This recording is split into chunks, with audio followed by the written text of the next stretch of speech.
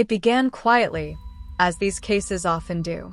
Patients at St. Augustine Memorial Hospital, a mid-sized medical center in the heart of the city, had been dying for years without raising any suspicion. Most were elderly, chronically ill, or recovering from serious surgeries. Death was, tragically, an expected visitor. But there was something unusual about these deaths, though no one noticed at first. In 2017, the hospital's ICU had a slight uptick in mortality rates. The chief physician chalked it up to a bad flu season, and no one questioned it further. But when nurse supervisor Linda Shaw began reviewing end-of-shift reports in early 2019, she noticed a subtle, disturbing pattern. Certain patients, ones who weren't considered critical, would suddenly crash in the middle of the night. Their heart monitors would spike into chaos, alarms blaring, and before the code team could revive them, they were gone. It wasn't the deaths alone that caught her attention. It was the fact that almost all of them happened during the night shift, and on nights when Nurse Ellen Harper was on duty. Ellen had been at St. Augustine for over a decade. She was quiet, efficient, and, according to her colleagues, always in the right place at the right time when emergencies happened. Patients often praised her for being attentive and calm under pressure. But she was also oddly possessive of her patients. If another nurse offered to check on them, she'd insist, "I've got it covered." She often volunteered for extra shifts and rarely took vacation. On paper, she looked like the perfect nurse. By late 2019, whispers started to circulate. "You notice how many of her patients don't make it?" one orderly asked another. The other shrugged. "She just works with the sickest ones, that's all." Except that wasn't true. Several patients who had been stable, recovering from pneumonia, broken bones, or minor surgeries, had taken a sudden, fatal turn. And always Ellen was there. When Linda Shaw brought her concerns to hospital administration, she was told not to jump to conclusions.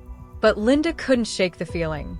She began quietly pulling patient files from the last 3 years, marking dates, times, and shift schedules. The results were chilling. 84% of the unexplained deaths had occurred when Ellen was working. Most incidents took place between 2 o'clock and 4 a.m.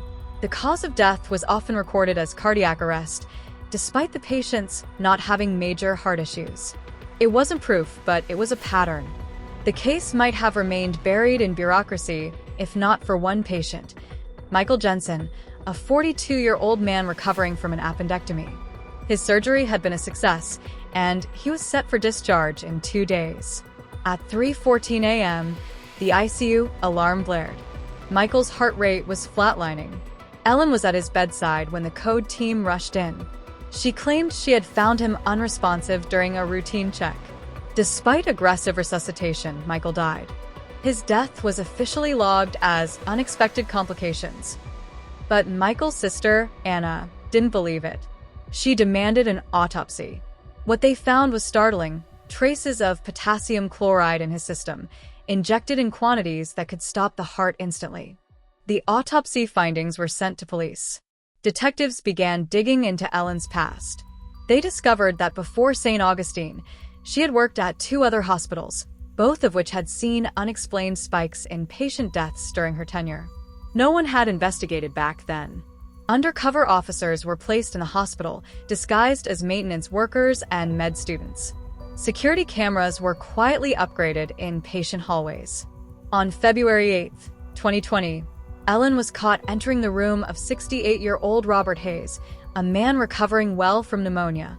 Minutes later, his heart monitor began to show erratic readings. Footage revealed Ellen injecting something into his fore, then calmly disposing of the syringe in a sharp spin. When staff rushed in after the alarm sounded, Ellen was already performing CPR, the perfect cover. The syringe was retrieved and tested. It contained a lethal dose of potassium chloride. Robert survived because the code team had arrived fast enough to reverse the effects. Ellen Harper was arrested on suspicion of multiple counts of attempted murder and murder. Investigators tied her to at least 17 confirmed deaths, though they suspected the real number was far higher, possibly over 50. When confronted, Ellen denied everything. "I was trying to help them," she insisted. "Sometimes people just die." At her trial in 2021, prosecutors painted her as a medical serial killer, someone who enjoyed the thrill of creating an emergency and then trying to save the victim. Experts called it hero syndrome, a dangerous psychological condition where a caregiver causes harm to then appear as the rescuer. Witnesses testified about her odd behavior, her possessiveness over patients, and the statistical impossibility of her shift patterns being coincidence. Ellen Harper was found guilty of 14 counts of first-degree murder and 2 counts of attempted murder. She was sentenced to life in prison without parole. The deaths at St. Augustine were officially ruled as murders, but many families will never know if their loved ones were victims. Hospital procedures were overhauled, shift rotations were monitored more closely, and anonymous reporting systems were put in place for staff to raise concerns without fear of retaliation. As for Ellen, she remains silent in prison, never admitting guilt, never explaining why. But in the cold statistics of her career, the truth is written: not all angels sin.